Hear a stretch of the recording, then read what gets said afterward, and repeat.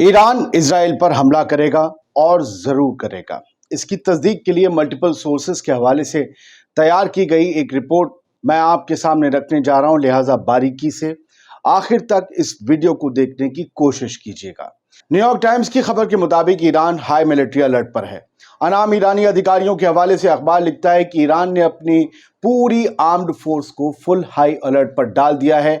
एक एक फौजी की छुट्टी कैंसिल कर दी गई है। बड़ी बड़ी मिसाइलें पूरे ईरान में तैनात कर दी गई हैं। ये फैसला हाल की घटनाओं पर सीधे जवाब देने के ठोस इरादे की तरफ इशारा करता है, जिसका मकसद है इजरायली हुकूमत को तबाह कर डालना। मोहम्मद रजा घारेई ईरान के रक्षा मंत्री हैं। उनका बयान जरा सुनिए और समझिए भी। उन्होंने कहा है कि इजराइल से बदला लेने का फैसला हो चुका है और हम उसे जोरदार झटका देंगे। अगर किसी देश का डिफेंस मिनिस्टर ऐसा कहे दोस्तों, तो उसके कहे को नजरअंदाज करना या हल्के में लेना बहुत मुश्किल होता है। वो अगर कह रहा है कि बदला लेने का फैसला हो चुका है, तो समझो हो चुका है। अब जरा आगे की कहानी बहुत ही संजीदगी से सुनिएगा और कड़ियों को खुद ब खुद ही जोड़िएगा। आप जोड़ लेंगे, मुझे इसका यकीन है, क्योंकि आप बड़े काबिल दर्शक हैं। बीच में अपील, आज़ाद बोल इंडिया को अगर ना किया हो सब्सक्राइब तो कर लें। यह है क्यूआर कोड, अगर हमारी पत्रकारिता पसंद आती हो तो सपोर्ट करने के लिए। दरअसल अमेरिका की सीबीएस न्यूज़ ने अमेरिकी अधिकारियों के हवाले से खबर छापी है, जो बहुत अहम है। इस खबर के मुताबिक ईरान बिना किसी झिझक के इजराइल के खिलाफ जवाबी कार्रवाई करेगा। यहीं से साफ हो जाता है दोस्तों कि दुनिया एक बड़ी जंग और मिडिल ईस्ट एक खतरनाक कॉन्फ्लिक्ट की तरफ बढ़ रहे हैं। और मुझे लगता है कि गाजा में जीत हासिल न कर पाने की शर्म को कम करने के लिए इस बड़ी जंग को बहुत ही कैलकुलेटेड तरीके से इजराइल शुरू करने जा रहा है। और उसका मकसद है अमेरिका को इस जंग में खींचकर ईरान और उसकी प्रॉक्सीज को कमजोर कर देना, ताकि इजराइल हमेशा के लिए खुद को महफूज कर सके, क्योंकि मिडिल ईस्ट रीजन में सबसे बड़ा खतरा उसके लिए ईरान ही है। इसी प्लान के तहत उसने दमिश्क में ईरानी एम्बेसी को तबाह कर डाला, शायद हो सकता है, जिसमें ईरान के सीनियर मिलिट्री कमांडर मारे गए। ये कैलकुलेटेड था ताकि ईरान बदला ले और फिर एक रीजनल वॉर शुरू हो जाए। सीबीएस न्यूज़ लिखता है, अमेरिकी अधिकारियों का कहना है कि इजराइल और अमेरिका इसको लेकर श्योर हैं कि ईरान सीरिया में ईरानी दूतावास पर इजरायली हमले का जवाब देने की तैयारी कर रहा है। अमेरिका श्योर है, इजराइल भी श्योर है। पेंटागन के मुताबिक अमेरिका को खुफिया जानकारी मिली है कि ईरान एक जवाबी हमले का प्लान बना रहा है, जिसमें ईरान के शाहेद ड्रोन और क्रूज मिसाइलों से हमला किया जा सकता है। अमेरिकी अधिकारियों का यह कहना है कि ईरानी हमले का वक्त और टारगेट क्या होंगे, इसका हमें अंदाजा नहीं है, लेकिन दमिश्क हमले के प्रोपोर्शनल रिस्पांस में इजरायली डिप्लोमेटिक फैसिलिटीज पर ईरान का हमला मुमकिन है। यही वजह है कि इजराइल ने विदेशों में अपनी 28 एम्बेसीज बंद कर दी हैं। इसके बारे में मैं आपको डिटेल में बताऊंगा, कहां कहां कौन सी एम्बेसीज बंद हुई हैं और क्या क्या इकदाम, क्या क्या कदम उठाए हैं घबराहट में। सीबीएस न्यूज के मुताबिक ईरान का इजराइल पर यह हमला अब और अगले हफ्ते रमजान के खत्म होने के बीच होने का अंदेशा है। मुमकिन यह भी है कि ईरान इजराइल को ईद पर कोई झटका दे दे, कोई तोहफा दे दे, जैसा दूसरे लोग कह रहे हैं। यह एक अहम सवाल है जो मैं अब आपके सामने करने जा रहा हूं कि ड्रोन और मिसाइलें कहां से लॉन्च की जाएंगी, ईरान की तरफ से, इराक से या सीरिया से। अगर ऐसा हुआ कि सीरिया या इराक, मान लीजिए सीरिया से हुई, अगर ऐसा हुआ तो ईरान कहेगा कि भाई हमने तो हमला किया नहीं, इजराइल ने सीरिया में मिसाइल गिराई और सीरिया ने इजराइल में मिसाइल मारकर उसका बदला ले लिया। इस तरह से ईरान एक बड़े टकराव में उलझने से बचने की कोशिश कर सकता है। लेकिन जो तैयारी ईरान में जारी है वो हमले के लिए है या हमले के बाद बचाव के लिए? इतना सब कुछ जो आर्सेनल तैनात हो रहा है, मिसाइलें तैनात हो रही हैं, पूरी मिलिट्री को अलर्ट कर दिया गया, वो किस लिए? खैर, दमिश्क में इजरायली हमले में मारे गए 7 आईआरजीसी मेंबरों को रमजान के आखिरी जुमे के दिन तेहरान में दफनाया गया। उनके जनाजे में ईरान के 2 जनरल भी शामिल थे। इस दौरान आईआरजीसी के बड़े कमांडर जनरल हुसैन सलामी ने वार्निंग देते हुए कहा कि इजराइल ईरान के मिलिट्री अफसरों के कत्ल के नतीजों से बच नहीं सकता, हिसाब तो देना होगा।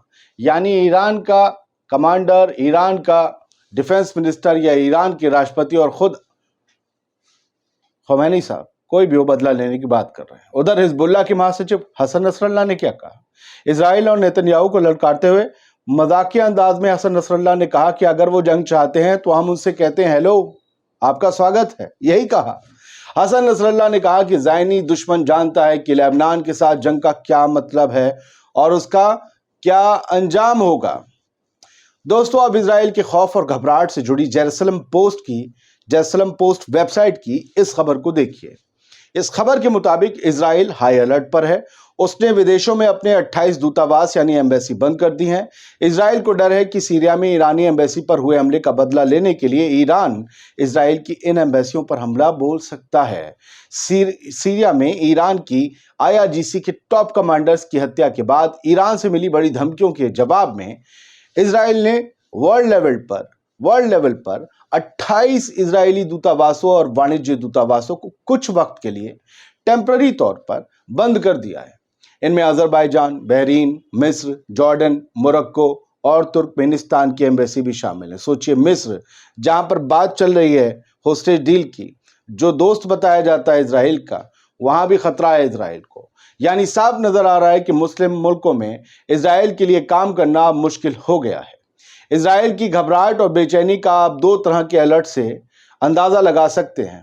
पहला ग्लोबल अलर्ट यह है कि संभावित ईरानी हमलों के बीच इजरायली राजनयिक मिशन यानी कि डिप्लोमेटिक मिशंस हाई अलर्ट पर हैं। और दूसरे अलर्ट को समझिए, यह है सिक्योरिटी मेजर्स यानी कि सुरक्षा उपाय। इसके तहत कुछ राजदूतों को सुरक्षा सुनिश्चित करने के लिए सार्वजनिक कार्यक्रमों यानी कि पब्लिक इवेंट्स में जाने से बचने की सलाह दी गई है। कहा गया है कि किसी दावत या फंक्शन में जाने से बचो, कहीं तुम्हारे लिए कोई फील्डिंग सजा कर ना बैठा हो। अब टाइम्स ऑफ इजराइल की इस अहम खबर को देखिए, जिसकी हेडलाइन साफ करती है कि इजरायली सिटीजन्स घबराए हुए हैं। वो जरूरत के सामानों को भरने के लिए मारे मारे घूम रहे हैं, लेकिन इजरायली फौज IDF या IOF उनसे ऐसा ना करने को कह रही है। हेडलाइन ये कहती है टाइम्स ऑफ इजराइल की कि ईरानी हमले के खदशों के बीच, आशंका के बीच IDF का कहना है कि अपने नागरिकों से कहना है कि जनरेटर खरीदने, खाने का स्टॉक करने, कैश जमा करने की कोई जरूरत नहीं है। यह हेडलाइन कह रही है। यानी इजराइल की फौज को लगता है कि ईरान की मिसाइलें उसके शहरों तक तो पहुंच नहीं पाएंगी और शहरों में जंग का कोई असर नहीं पड़ेगा। क्या ये अपनी आवाम को धोखे में रखने जैसा नहीं है?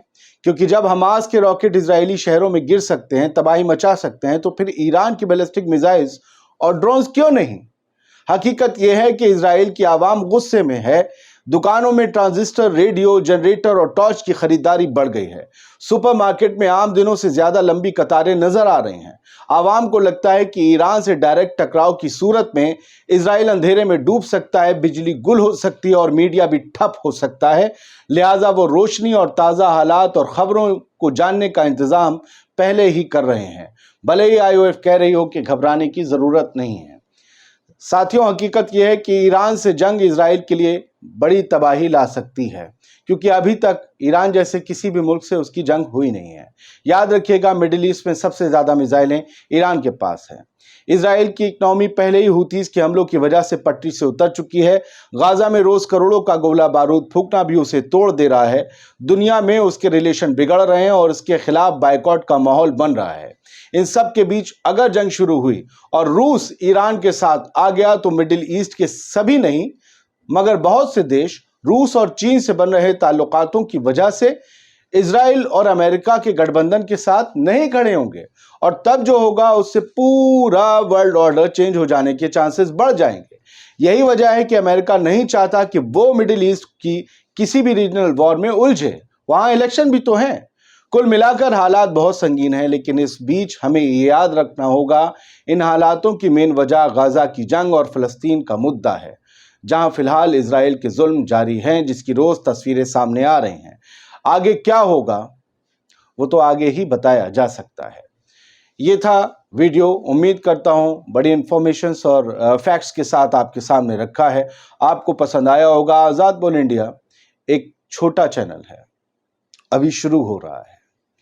बहुत बड़े बड़े लोग हैं यूट्यूब पर और मैं उनके काम की तारीफ करता हूं। बहुत अच्छा काम कर रहे हैं, गज़ा की वॉर को अपडेट कर रहे हैं। कई चैनल्स हैं जो परमानेंटली कंटिन्यूसली ऐसा कर रहे हैं और वाकई वो मेहनत करते हैं। मैं भी मेहनत करता हूं, सबकी मेहनत अलग तरीके की होती है। हमारी मेहनत को हम मिलियंस में नहीं हैं, अभी तो 1.5 लाख भी नहीं है, लेकिन हमें एक टीम जो हम करते हैं रिसर्च वर्क, उसके लिए कुछ फाइनेंशियली सपोर्ट्स की ज़रूरत होती है, ताकि आपको कम से कम न्यूज़ चैनल लेवल के वीडियोस हम प्रोड्यूस करके दे सकें।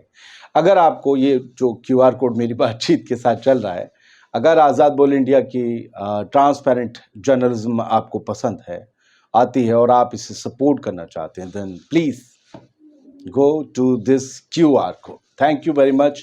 आज़ाद बोल इंडिया देखते रहिए, अपने दोस्तों साथियों को इसके बारे में बताइए।